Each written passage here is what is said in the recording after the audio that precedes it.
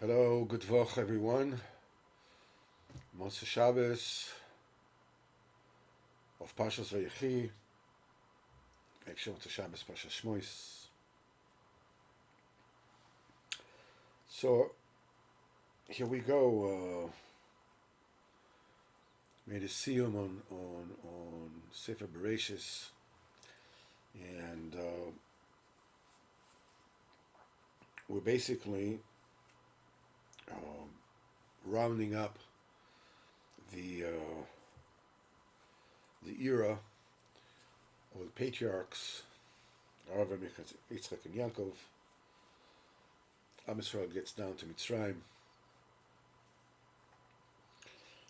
and this parsha is what they call the closed parsha, Parsha Sesuma.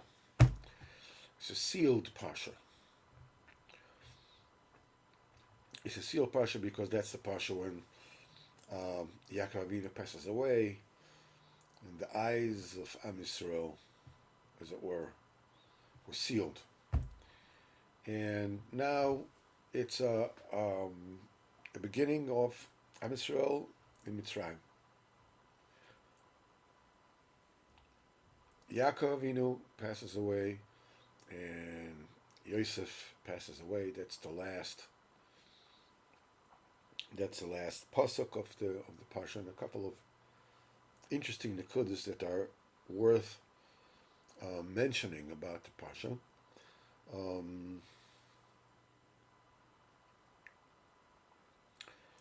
First of all, there's the question of the Sefer Vayechi, Yaakov be'as Mitzrayim 17 shana. Rashi says that was the best years of his life. 17 years. 17 years of peace taking place at the worst, filthiest, most corrupt place on earth. Comes the question, couldn't the 17 years, the best 17 years take place in Eretz Yisrael? Shouldn't they have taken place in Eretz Yisrael? They're taking place in Egypt, in Mitzrayim. The second question, of course, is the brachas of Yaakov Avinu that he gave to Menashe and Ephraim. There's an interesting exchange between them. Yaakov wants to bench Yosef's children, and the divine inspiration leaves him, because out of Menashe and Ephraim, in the future will come, Yeravam ben Nevat and Achav, and then Yehu, Melech Yisrael, they're both,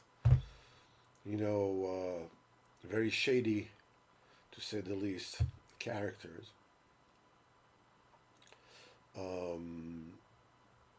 And being that they're going to be the offsprings of his children, the divine inspiration leaves Yaakov Avinu. So he asks Yosef, who are these? Rashi says, who are these that are not worthy of a bracha? So Yosef says, these are the children that Hashem gave me, Bazeh, here. And he shows Yaakov Avinu, the Shtar Eresin, the Ksuba, and so Yaakov Avinu says, okay, Kachem le'anai v'avachem, bring them to me and I will bench them. We have to understand what was the problem to begin with, and how was that rectified? Why was that solved? That problem was solved with Yosef showing him, telling him, these are the children Hashem gave me. Here. And then, of course, there's the last pasha, the maftir of the pasha, where Yosef passes away, and he wills Bnei Israel and says, "Kadosh Baruch Hu will get you out of here." And he uses the lashon apaka difkoid, um, and he says that's going to be the code words. Whoever is going to come and tell you that pakadati, that Indian, he is your redeemer, and you're supposed to believe in following him. And he passes away and being put in a. And he tells them, when you get out of Mitzrayim, take my bones with you. And he passes away, and he put in a coffin in Egypt. And he said the Egyptian sunk, I think it was a lead-laden coffin or whatever it is, something that did not float, in the Nile River, so that it'll never go out. Moshe Rabbeinu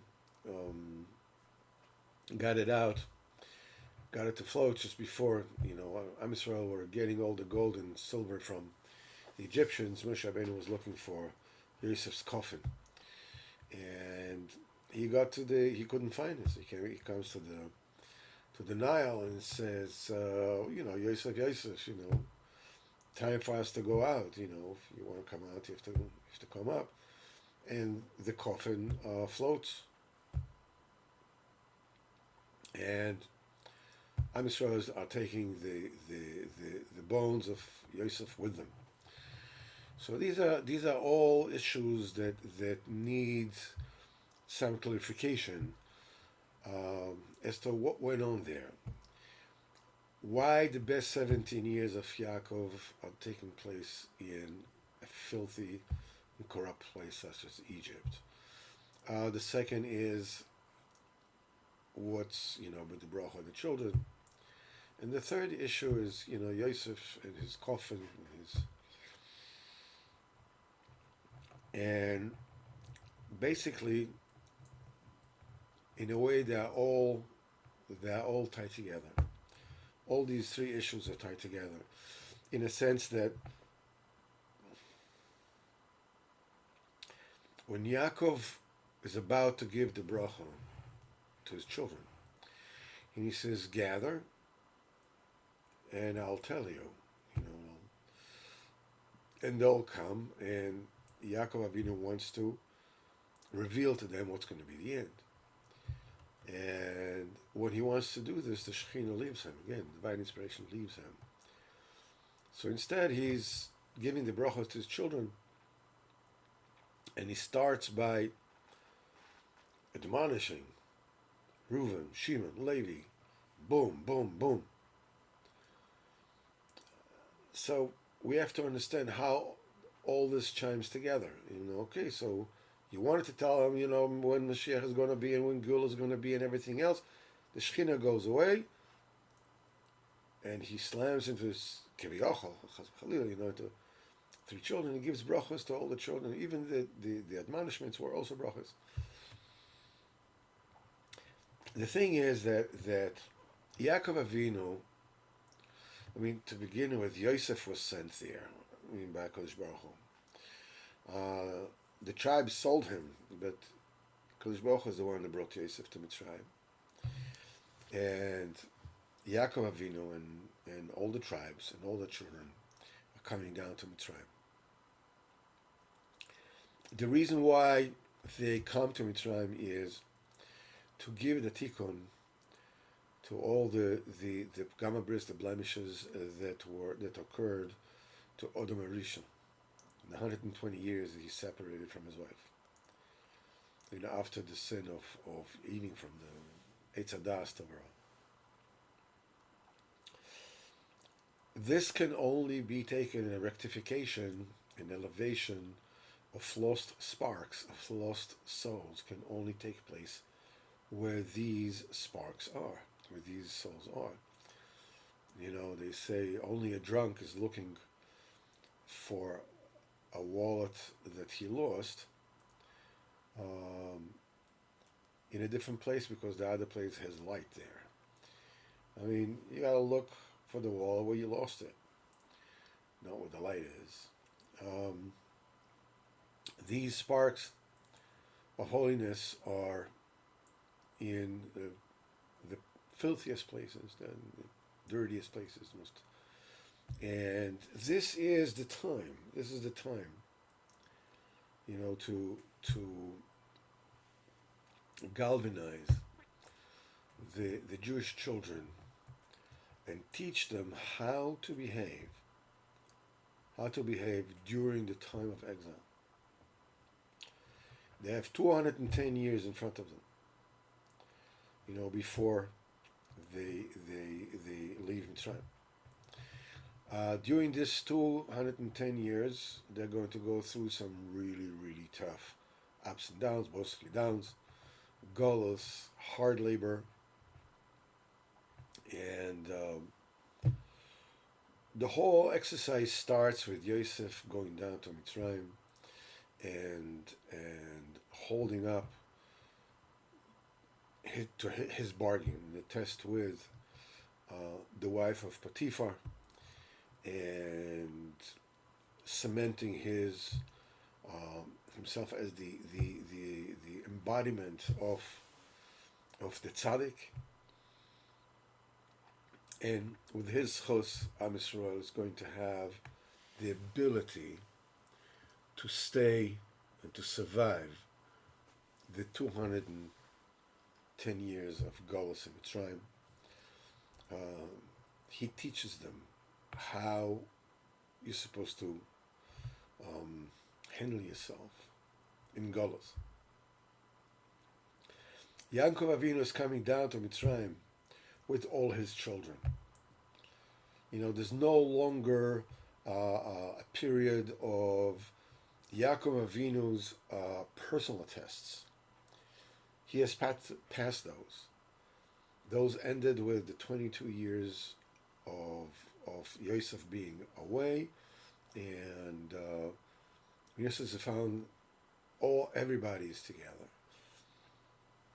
When everybody's together, this is the time when it's no longer a personal struggle of Yaakov Avinu, but it's Am Yisrael is correcting themselves, is getting themselves together, and preparing to elevate the Nitzos Nekdusha, which is the role of every person that comes to this world, is to elevate the Nitzos Nekdusha that he meets through his lifetime. That is the best time of a person's life, is when he does that. The important thing is, it can only be done in the place where those sparks were lost, in your own Mitzrayim.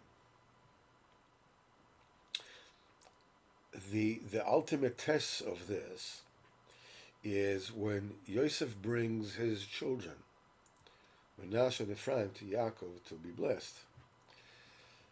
And Yaakov Avinu is making like a slight mistake, and it's a common mistake even by great tzaddikim, that they were not able to be done l'kavschos, to judge favorably those who are mired in problems, in kedusha problems, in Yiddishkeit problems.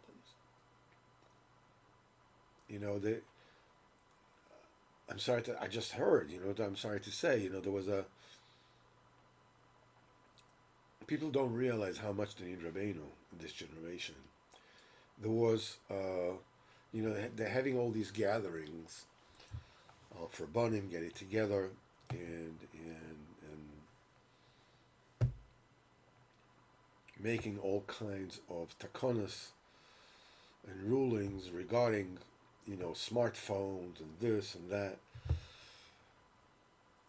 And basically, obviously they're right, but basically they're pulling the handbrake after the train is already 5 miles down the road. It's like they're slamming, the doors closed, and the horses already ran away. They don't realize where the generation is. You can't revert to the same old the way things used to be. Baruch Hashem, those who can, alavai on us. But Lemaisa, they need a tikkun of Rabbeinu. You can no longer, keep the avalanche from rolling by saying don't do this and don't do that and don't do this and don't do that. It doesn't work anymore. I mean, it's a thing, the horses fled, the milk is spilled, the horses have ran away, whatever metaphor you want to use, that's the problem. You need tikkun of Rabbeinu. And this is what Yosef is telling Yaakov Abinu. These are the children that Hashem gave me bazeh, in this. Meaning, right here, right now, exactly who they are. Mind you, let's not forget that from Menashe and Ephraim, Yeshua bin Nun is also coming out. It's not only Yeravam ben Nevat. It's not only Yehu. It's not only Achav. It's Yeshua bin Nun. It's also Gidon, one of the greatest shaftim judges ever. The point is that you have to judge favorably because you're not where you are by mistake.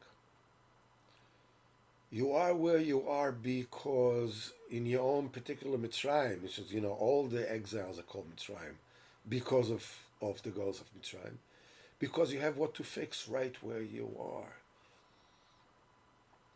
Life is not about where you should have been, where you should be. Life is about where you are. This is what Yosef was telling his father. These are the children he gave me right here. And it's not that Chas Chalila there was any pagam in the way they came about. Here's the engagement and here's the ksuba. In other words, the beginning was b'kedusha. There are tikkunim to be done with who they are, with who their offspring are going to be. Yaakov Abinu says, you're right. And he gives them the bracha. The whole eating of crossing the hands, that's a whole, we will never get to Sichos Haran or anything else, Sipurey Baal Shemtov, if we get into that now. The second point that is being revealed here is when Yaakov Avinu is calling all the Shvatim and wants to reveal the end to them. And the Shekhinah leaves him, and he, Lamaisa, what Yaakov Avinu said to his children is the same message that he got from the fact that he wanted to reveal the end to his children, and the Shekhinah have left him. What the Shekhinah said, what the divine providence said to Yaakov Avinu is, it is not the time yet.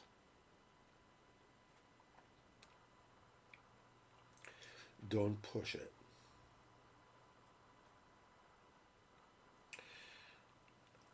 Avram Avinu had that a little bit when HaKadosh Baruch Hu promised him, the Eretz Yisrael. Avram Avinu wants a proof. What's the proof? He just, he knows that Am Yisrael is going to be in dire behavioral problems down the line.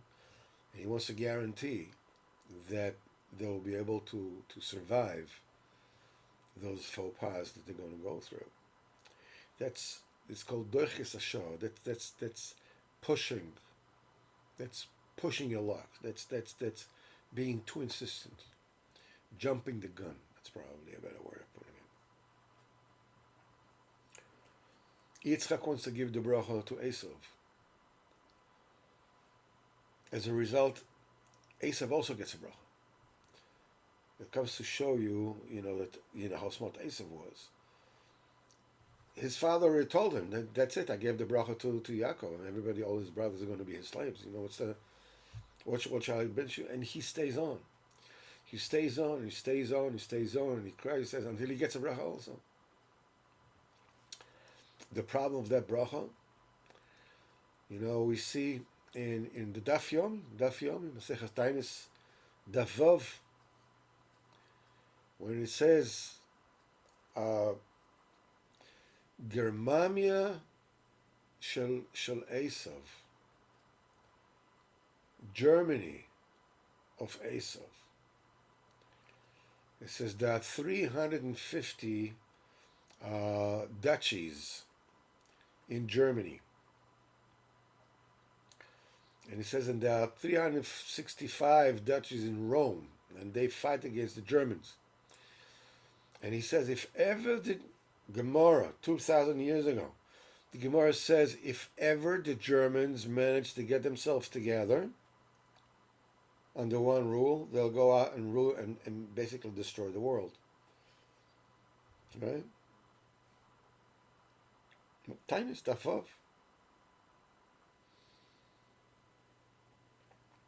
And it is Arminius, the one that put the axe to Pax Romana, was the starting of the downfall of the Roman Empire. That's the two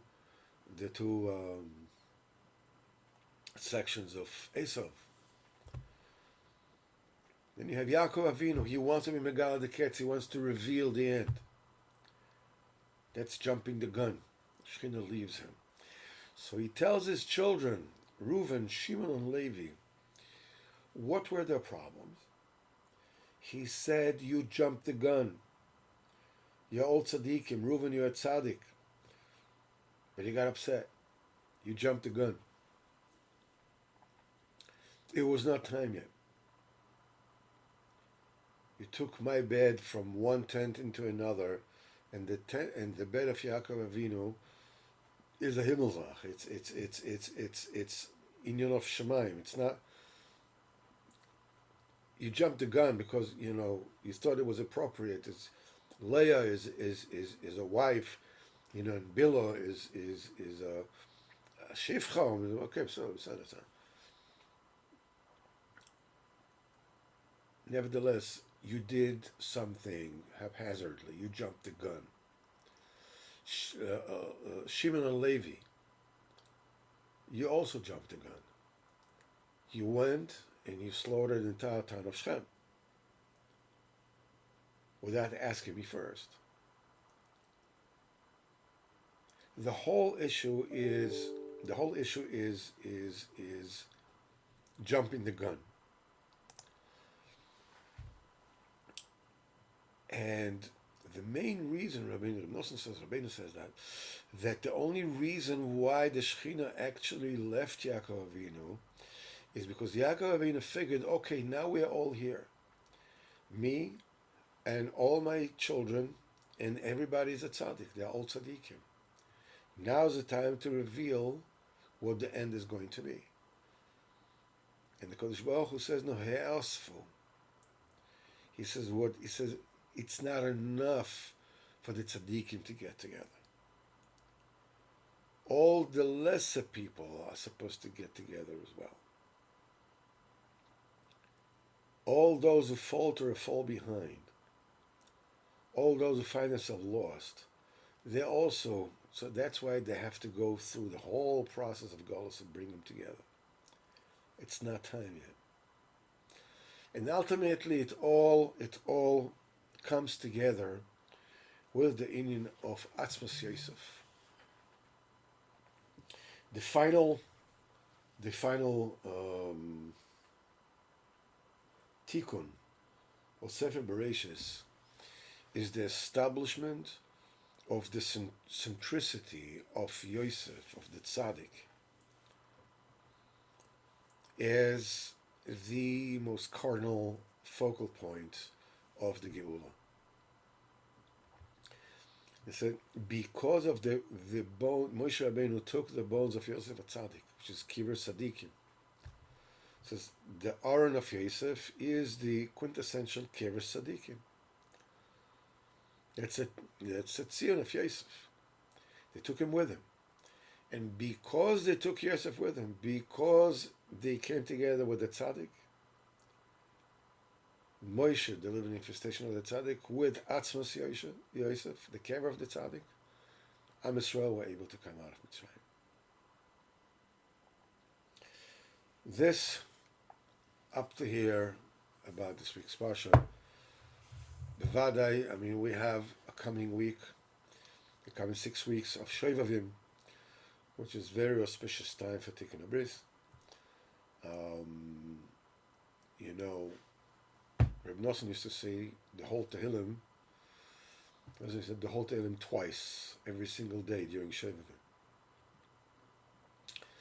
It might be above our pay grade, it probably is. Nevertheless, to say Tehillim during Shovavim is a great thing, because Tehillim is Mesugal L'Tshuva, and it is also very um, recommended that we do some fasting during the Shovavim, but not, take a whole day of fasting, but what are called two types of fasting. It's called one called tiny shows. In other words, you don't eat until, let's say, 12 o'clock. No. A couple of times, maybe one day a week, half a day you don't eat. It can be Thursday, Friday, whatever it is. It's a big Indian, to fast on Friday, if you can, just before Shabbos. So you'll come, you'll have appetite for Shabbos. It's a big thing. Anyhow, and a day or two a week, the Rabbeinu says that it's a big Indian. It's a Yisurim, for one day to go vegan. One day from morning until night, not to eat anything that has a mother. Okay, Mother Earth not included. All right. So that means no meat, no milk, no fish, nothing that comes out of, vegetables, whatever, anything, all those fine. A couple times a week, it's Tanesim, it's a good time, it's very mesugal for Tikkun Abris. Okay, and without further ado, let's jump into the Sipurey Baal Shemtov for this Motzei Shabbos, and this is a story about a very famous Talmud of the Baal Shemtov, named Reb Leib Saras, Yehuda Leib Saras, and he was born close to the town of Ruvna, which is the town of the Maggid of Mezrich. His father and mother were Yosef and Sarah. By the Masoros, his father Yosef was the offspring of the Maharal of Prague, and Hasidic story says why he's called Reb Leib Saras. Saras means he's the son of Sarah. Like we have Reb Avraham Nachmans, the S at the ends. The son of Reb Nachman, Reb Avraham Reb Nachmans. Reb Leib Saras means that Reb Leib, the son of Sarah. So a Hasidic story says why he was called after his mother. It says his mother Sarah was a beautiful, very beautiful woman, and the son of the local feudal lord wanted her and wanted to marry her, and she would not listen to him. So in order not to be, available, she got married very quickly to Rabbi Yosef, who was a Malamed, who was quite elderly. So after the chuppah, when they were both together alone in the room, Rabbi Yosef, the Malamed, the old Malamed, says, "My wife, you had pity on the honor of your maker. Instead of living in the lap of luxury, of a duke, you chose an old man that is not going to live for that long.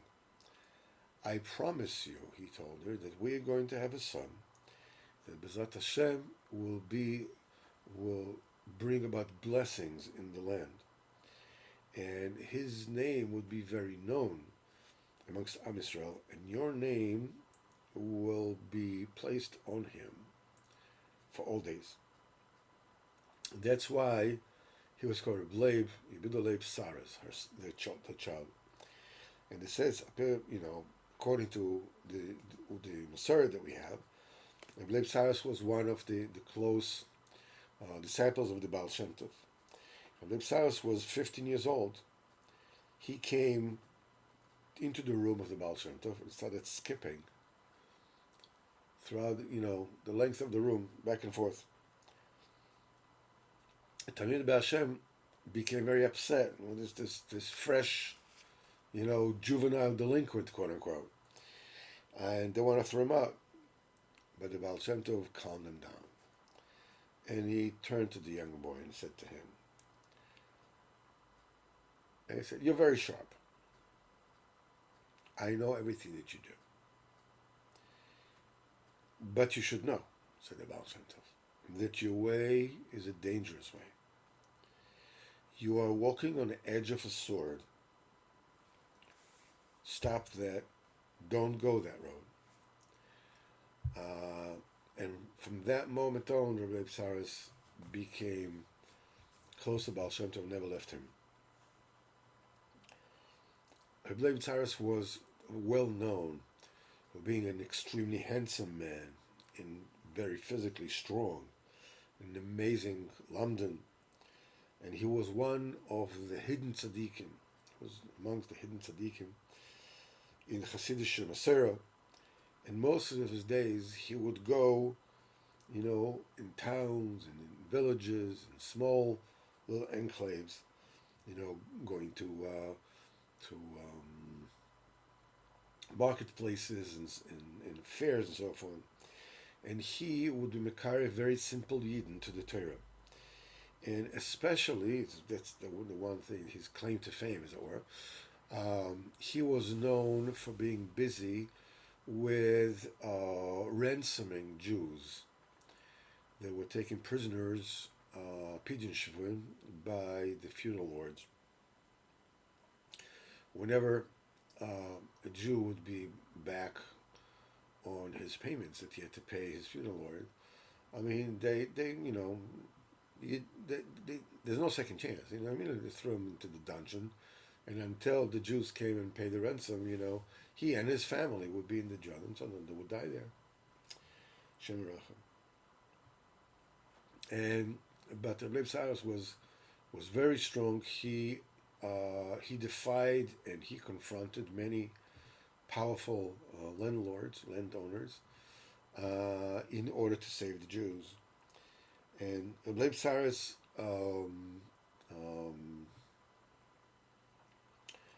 stayed away from any kind of fame, any kind of position, and he, religiously stayed away from any kind of record keeping of what he did. He would not put together a Hasidic court, dynasty, and the few things that he said that were recorded, as well as many stories that were told about him, can be found, were printed by Rav Reuven Margolius. It's called Gvuras Ari, the might of the lines, or Lipsars.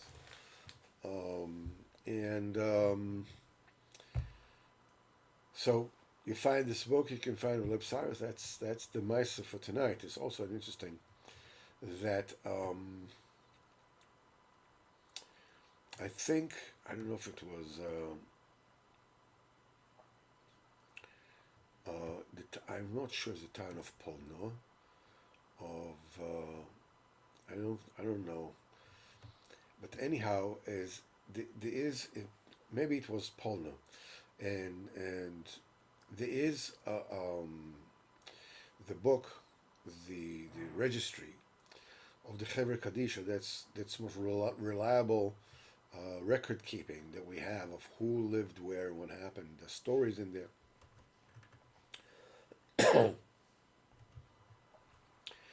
that Reb Leib Machiach, I don't know if it was Reb Leib Machiach. Yeah, Reb Leib Machiach, I think, was in the town of Polna. when he came, when he became old and it was time for him, the time to leave this world got closer. So he went into the cemetery in order to choose a place for himself. And he saw a place that was shining with light. And so he told the Chevra Kadisha that he wants, to reserve this place for himself. So they told him that this is not possible because this place was already reserved, was bought, whatever it is, by the town's tailor, simple Jew. And that tailor came to this spot that he bought for himself and set Tehillim, the entire Tehillim, Sefer Tehillim, on the spot where he's going to be buried. Every day he came, he said the whole Sefer Tehillim, and went back to work. So Rabbi Mechiach came to him and said, would you be willing to sell me this place? He says, no, that's my place. So he says, would you mind if I were to be buried next to you? So the tailor said, next to me, whoever wants to be buried is welcome. So Rabbi Mechiach took the spot next to him. 10 years later, the Rav of Polna, the Morara of Polna, also was an old Jew, went to the cemetery the same way to find a place for himself. Saw this lot, with the light shining on it. I mean, they could see.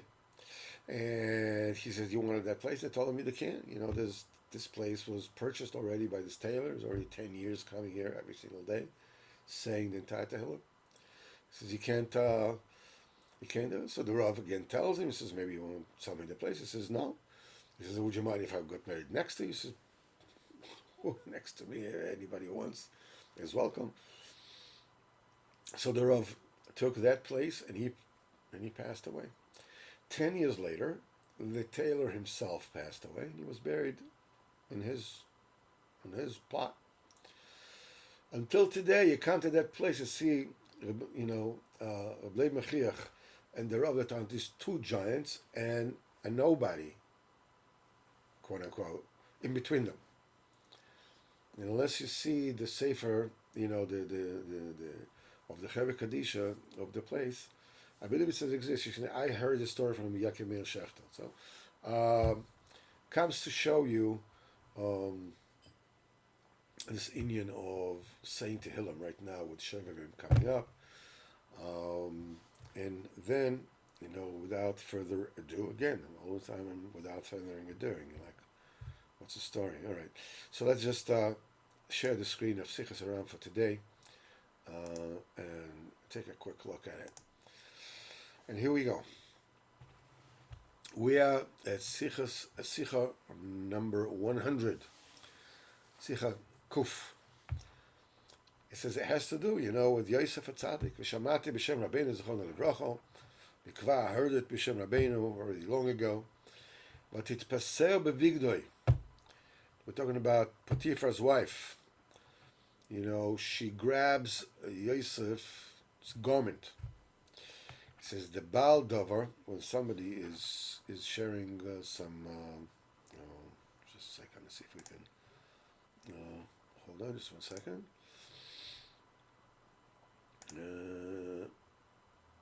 All right.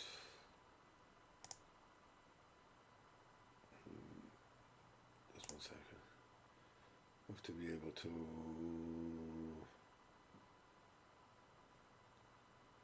If it's possible not to let anybody share the screen while we're doing this and scribble things on it, I think that'll be helpful.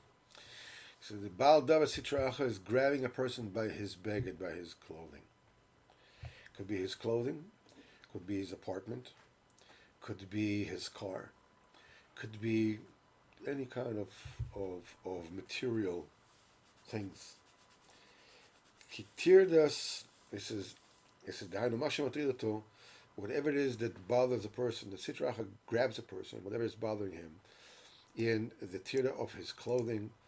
And as I said before, I need a big house, I need fancy this, or fancy that, whatever it is.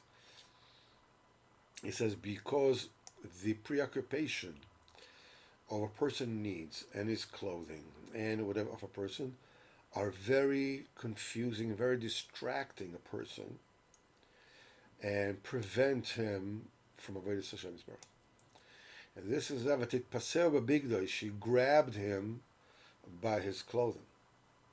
In other words, the Sitra Achra wants to grab a person by how things are going now. How do you look? How your clothing are. Check out your shoes, man. Check them out. I got this, I got that, I got this really fancy brands, whatever it is. You can always say, I need this for business. I'm meeting here people. May very well be right. But how much of this is actually business? How much is actually I like that? And then I find a reason to like that. Everybody has to make his own cheshbon. אבל מישהו בעל נפש וליבו חזק בהשם. Anybody who has a Baal Nefesh and his heart is really, steadfast by HaKadosh Baruch Hu. And no mashgiach gam al zeh. He doesn't look at it. He does, even Hashem Beged Lizard, he doesn't have, any kind of fancy clothing to wear, whatever it is. Afal pichen eino matrid es mo bezeh. He doesn't care about that. V'lo rotze laniach atzmo, and he doesn't want to let himself be confused and be distracted by that. And he left his garment by her, and he ran away. That he's living his garment, he's leaving his all his status symbols, all his luxury items, and he runs. And he doesn't pay attention to this. Only he does whatever it is he can in Avodas Hashem. Now, this is not an easy thing, especially, for people who are in their, usually 30s, 40s, sometimes 50s.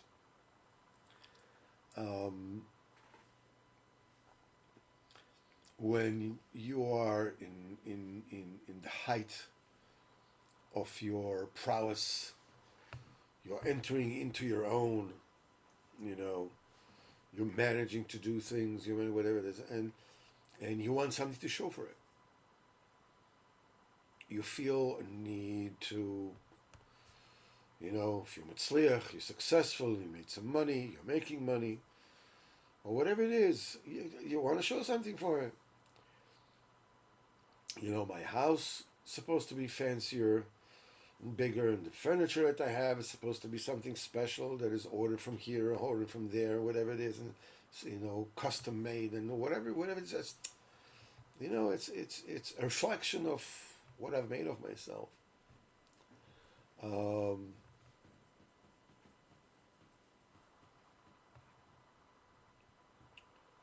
Every person has to look into himself. Now, it does not start with, okay, that's it, I'm canceling all the whatever. It doesn't start there. It starts with looking into oneself and admitting what the situation is and starting a conversation with the Kadosh Baruch Hu. Adrabah, dafka, when you are in the time of your life when these are the things that count. These are the things that are bothering you the most. These are the things that are, nobody is really, over it until it's totally over. The older you get, the less pressing it becomes because you realize it doesn't matter if I look like this, look like that. But, when you're in your younger years, it's something you have to deal with. And it's a very difficult thing to internalize that there's a voice of Hashem,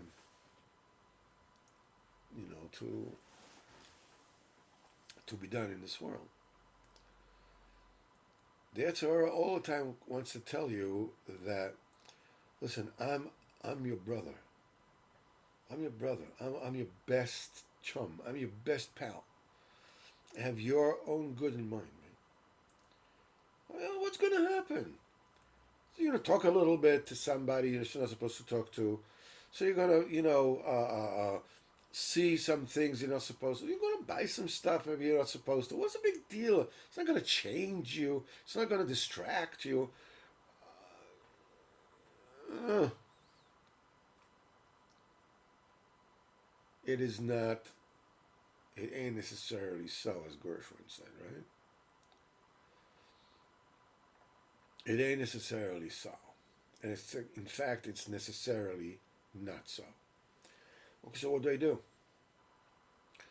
You know what? I'm going to argue with my wife. When I'm going to do this, I'm going to that. First of all, you bring it to Kodesh Baruch Hu. You start talking about it, and the more you talk to Kodesh Baruch Hu about it, the more. I mean, you can talk to Kodesh Baruch Hu and tell him, listen, I really don't want to let go of these things. They feel too good. They feel too good. I don't know, whatever it is. It means to me that I made it. Whatever it is. I know it's nonsense. I know that ultimately it's not it's Hashem, whatever it is, but this is where I'm at. Fine. The first and the most important thing is don't be in denial. Don't say to me. What are you talking about? Well, we're talking about Hashem. Fine, I'm a breast lover. I'm this and that. Okay, fine, no problem. But when it comes to these things, I worked for somebody many years ago, that was supposedly, a religious man, and he was like, he behaved, really immorally in business. And I remember I spoke to him about it, and he said, I'm a businessman. Come again. What do you mean you're a businessman? Here I'm a Jew. Here I'm a businessman. You don't mix the two. It's like, you're a businessman. No such thing. If you deny that you have a problem, you will never get out of the problem. And then the days of the life, pass. The more gashmias we are stuffing into our body, the more has to be cleaned. They said that they have Steinman, used to eat some kind of a porridge, unsweetened thing every single day. And one day, somebody put some honey into it. And when he tasted it, he went, what is that? So they told him to put a little honey in there just to make it a little bit tastier. So he said, Chibut HaKever. Chibut HaKever is one of the stages, the 7 stages that the neshama has to go through, where all the physical enjoyments that the body has taken are supposed to be beaten out of the body. This happens in the cave, it happens in the grave. This is what you want to give me pleasure, so it can be beaten out of me in the cave. Chibut HaKever. Raise hell. For what? For a little honey in his bowl. We're talking about making I don't know, roast pheasant. I don't know, whatever it is. Cooked like this and cooked like that, and find out, on YouTube and how it's done, whatever it is, and the best, whatever. All this will have to be beaten out of us. I can't leave it just yet, but I can talk about it. Because the talk is the beginning of the tikkun. Without Hashem should help us both, or both, all of us. First of all, we should have a great week, a very successful week, a very gebenched week. We're entering into Shevavim. Without Hashem, hopefully we will use the time well to say Tehillim, and whoever it is that can accept upon himself, to go vegan a couple of days a week, and maybe half a day of fasting, Thursday or Friday is a Gewalt. So as I said, at the Hillim as much as you can. And be mischazel b'koyach of Yosef HaTzadik. The Tzadik Emes, with the Atzmois HaTzadik, the Kibbur Tzadikim that can yank every single person from any kind of quagmire that he finds himself. B'ezrat Hashem, I want to wish you all the very best. And Mitzvah Hashem, we will meet in this place, as it were, on Monday night, learning Sipurey Baal. All the best to you.